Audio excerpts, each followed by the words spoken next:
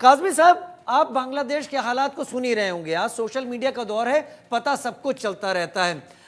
क्या हो रहा है बांग्लादेश में? क्या वहां पर हिंदुओं का खात्मा करने की एक सिलसिलेवार कोशिश है? हम सब मानते हैं कि वहां पर जमात इतनी कट्टरपंथी ऑर्गेनाइजेशन है जो बुत पूजा करने वाले या मूर्ति पूजा करने वालों को बर्दाश्त नहीं करती है। लेकिन आरक्षण से शुरू हुआ आंदोलन, बर्तन हर कहीं खटकते हैं काजमी साहब, भारत में भी खटकते हैं, लेकिन इसका मतलब यह नहीं होता कि मॉब किसी मस्जिद को जाकर आग लगाना शुरू कर दे, बलात्कार, रेप एक साथ हर जगह शुरू हो जाए। ये नहीं होता। भारत में चीजें हैं, पुलिस फोर्स मौजूद है, वो एकदम पहुंचती है और एक्ट करती है। क्या बांग्लादेश में अचानक हो गया? काजमी साहब, आपका टेक।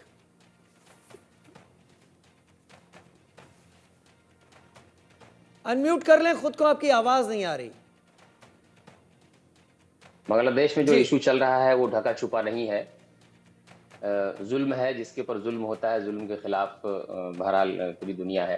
हम जुल्म की हिमायत में नहीं है, या जिसके ऊपर जुल्म हो रहा है उसके खिलाफ हम नहीं हैं। लेकिन बात जब मुल्क और कंट्री की जब होती है तो उस पर डिप्लोमेटिक जो इशू होते हैं उनको हल करने देना चाहिए, वो उससे ज़्यादा आसानी होती है। जैसे इंडियन गवर्नमेंट ने जो है अपना स्टैंड जारी कर दिया कि भाई वहाँ पे उनको रिहा किया जाए। तो मैं समझता हूँ कि थोड़ा और सख्त कदम उठाना चाहिए इंडिया को, कि जो सुविधाएं बांग्लादेश को दे रही है इंडिया गवर्नमेंट, उस पर थोड़ा टाइट होना चाहिए उनको, ताकि उनको भी सबक मिले, उनको भी समझ में आए कि भाई आप जुल्म करके किसी के ऊपर आप मैंने आज़ाद नहीं हो सकते, आप अपने आप को बड़ा नहीं समझ सकते।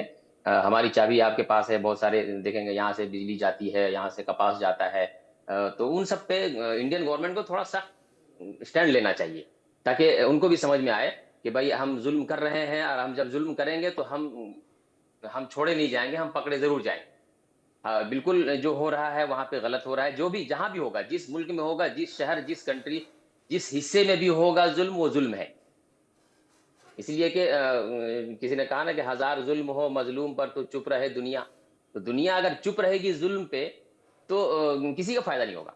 आज किसी के ऊपर जुल्म होगा, कल किसी के ऊपर होगा। जब जुल्म होगा तो सबके एक साथ खड़ा होना चाहिए। आज जैसा अभी कह रहे थे एक प्रवक्ता कह रहे थे कि जो है ब्रिटेन और क्या नाम आपके अभी जो प्रेसिडेंट वहां पे चुने गए हैं, यूएस। वो यूएस के जो प्रेसिडेंट चुने गए हैं डोनाल्ड ट्रम्प, वो भी जो है अब आवाज उठा रहे हैं। बिल्कुल बोलना चाहिए, जहां भी जुल्म होगा बिल्कुल उसके खिलाफ लेकिन उठना फिर चाहिए, क्या आवाज क्या उठनी लगता है चाहिए। काजमी साहब आपको? क्योंकि देखिए, आप स्पेशलिस्ट ना हो फॉरेन अफेयर्स पर बोलने के लिए, लेकिन आज के दौर में, सोशल मीडिया के दौर में, हर किसी को पता रहता है क्या चल रहा है, वजह क्या है, क्योंकि कई सारे एंगल सबके सामने आते हैं और दिमाग हम सबके पास है। ये जो बांग्लादेश में ये सारे हालात पैदा हुए, ये इस बात के लिए पैदा हुए कि नौकरियों में रिजर्वेशन जो कि वहां की मुक्ति वाहिनी के लोगों को बढ़ा के दिया गया था, उसके खिलाफ हुआ। सुप्रीम कोर्ट ने 5% कर दिया, लेकिन उसके बाद भी ये जारी रहा और फिर अचानक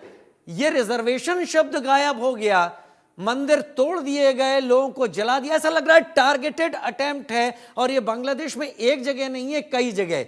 लेकिन जब ऊपर बैठा हुआ कैप्टन सोच समझ वाला हो, जैसे मोहम्मद यूनुस हैं, उनको इनाम तमगा मिल चुका है नोबेल का, फिर भी अगर ये चीजें होती हैं, क्या ये इशारा नहीं देता, आपको सोचने पर मजबूर नहीं करता कि कुछ जानबूझकर किया जा रहा है? बिल्कुल बिल्कुल बिल्कुल, जानबूझ के। देखिए वहां पे जो उस वक्त हुकूमत है जो कर रही है, वो जो कर रही है, उन्होंने तो अपना बयान जारी कर दिया कि भाई ये जो है प्रोपेगेंडा है। हाँ, वो तो अब प्रोपेगेंडा, उनके केवल तो प्रोपेगेंडा की वही बात कर रहे हैं। वही है, उनका प्रोपेगेंडा है। तो देखिए, जो हुकूमत जहां होती है वो अपने हिसाब से अपनी सफाई पेश करती है। हम इंडिया में रहते हैं, हमारे इंडिया में अगर कुछ भी अगर होता है, कोई भी हादसा अगर होते हैं, तो बाहर कंट्री के जो है अगर वहां से बयान जारी होता है, तो यहाँ हमारे जो विशेषज्ञ हैं वो कहते हैं कि भाई ये हमारा अंदरूनी मामला है, आप इसमें दखल नहीं दीजिए। आप किसी भी एहतजाज को देख लीजिए, किसान का हो या अकलियतों का हो या जिसका भी हो। जब यहाँ पे होता है, इंडिया में होता है, यहाँ पे यहाँ से यहाँ के हिमायत में कोई भी कंट्री का आदमी अगर खड़ा होकर बोलता है, तो यहाँ से उनको जवाब दिया जाता है भाई हमारा अंदरूनी मामला है। तो अब ये मोहम्मद यूनुस जो हैं वो तो खुद क्या नाम नोबेल पुरस्कार उनको मिला है और उसके बाद भी अगर वो इस चीज़ को अगर नहीं समझ रहे हैं और हल नहीं करने की कोशिश कर रहे हैं और उनको अगर प्रोपेगेंडा समझ रहे हैं, तो हमको लगता है कि उनको उनके ऊपर थोड़ा ज़्यादा दबाव डालना चाहिए। यूएन की तरफ से भी उनके ऊपर दबाव बनाना चाहिए कि भाई ये आप इस तरह से करके जो है आप अपनी आज़ादी नहीं हासिल कर सकते। जो गलत है वो गलत है, बहरहाल गलत है और उस गलती को कोई भी तस्लीम नहीं करेगा। उस गलती को कोई भी तस्लीम नहीं करेगा। साध्वी विश्वरूपा मेरे साथ इस वक्त जुड़ी हुई हैं। साध्वी विश्वरूपा, बांग्लादेश में जो हालात हैं और वहां पर संतों के साथ साथ, संत तो उनके बाद में लपेटे में उन्होंने ले लिए, पहले तो उन्होंने हिंदुओं को वहां पर टारगेट किया गया। क्यों टारगेट किया गया, वजह क्या थी? भारत के साथ विरोध भी अचानक खुलकर नजर आने लगा।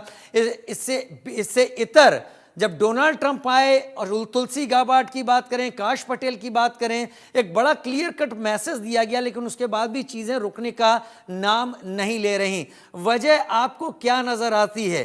क्या वहां पर इतनी नफरत भर दी गई है, इतनी नफरत भर दी गई है भारत के खिलाफ? क्योंकि हम देख रहे हैं वो ढाका यूनिवर्सिटी जहां से 1971 की जंग के और आज 5 तारीख है, 3 दिसंबर को शुरू हुई थी, उस जंग की जहां से नींव रखी गई, वहां पर भारत विरोध की अब बातें शुरू हो गई हैं। कैसे ये तस्वीरों को आप देख पा रही हैं?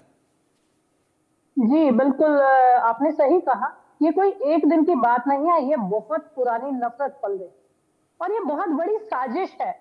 अगर हम रिज़र्वेशन की बात करें, तो कहीं न कहीं कोई बहाना ही वो ढूँढ रहे थे। कोई ना कोई वो बहाना ढूँढ रहे थे कि कोई ऐसी बात मिले और हम अपनी नफ़रत को ज़ाहिर करें।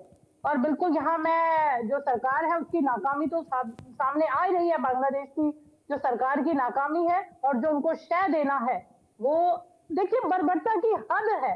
तो आप देखिए कि वहाँ धार्मिक संतों को वहाँ जो उनके साथ किया जा रहा है, तो कभी भी अगर किसी भी समुदाय को खत्म करना हो, तो उसके धर्म पर वार कर दीजिए। धर्म गया तो सब कुछ गया। तो ये आप देखिए सदैव से चलता आया है। तो मैं तो सरकार से यही अपील करना चाहूंगी, क्योंकि पाकिस्तान का जो आज हाल है, निश्चित रूप से कुछ देर बाद बांग्लादेश का भी वही हाल होने वाला है। हमारे साथ हिंदुओं के साथ तो जो हो रहा है वो तो हम भुगत ही रहे हैं, क्योंकि वो हमारी कमी है। 130 करोड़ लोगों को बहुत चिंता का विषय है, सभी को जागने का विषय है। सिर्फ धरना देने से, खड़े होने से या कहीं बोलने से कुछ नहीं होगा। मैं आपके चैनल के माध्यम से सरकार तक अपनी एक मांग पहुंचाना चाहती हूँ, क्योंकि देखिए आज उनके ऊपर है, कल हमारे ऊपर है। मुझे सरकार अनुमति दे कि मैं यहाँ से चिन्मय दास और जो बाकी संत है उनके लिए वकील लेकर जाना चाहती हूँ और मैं उनके लिए केस लड़ना चाहती हूँ। मैं अपनी स्वेच्छा से ये बात कह रही हूँ, क्योंकि सरफरोशी की तमन्ना अब हमारे दिल में है। देखना है जोर कितना बाजुए कातिल में है। शांत रहने से, बैठने से, संविधान से बहुत कुछ करके देख लिया, अब कुछ नहीं होने वाला है। और एक बहुत अच्छी मैंने देखा, मैं न्यूज देख रही थी कि पूरे विश्व के लोग, यहाँ तक कि कनाडा में आप देखिए हिंदुओं के साथ ईसाई भी रोड पर आ गए हैं।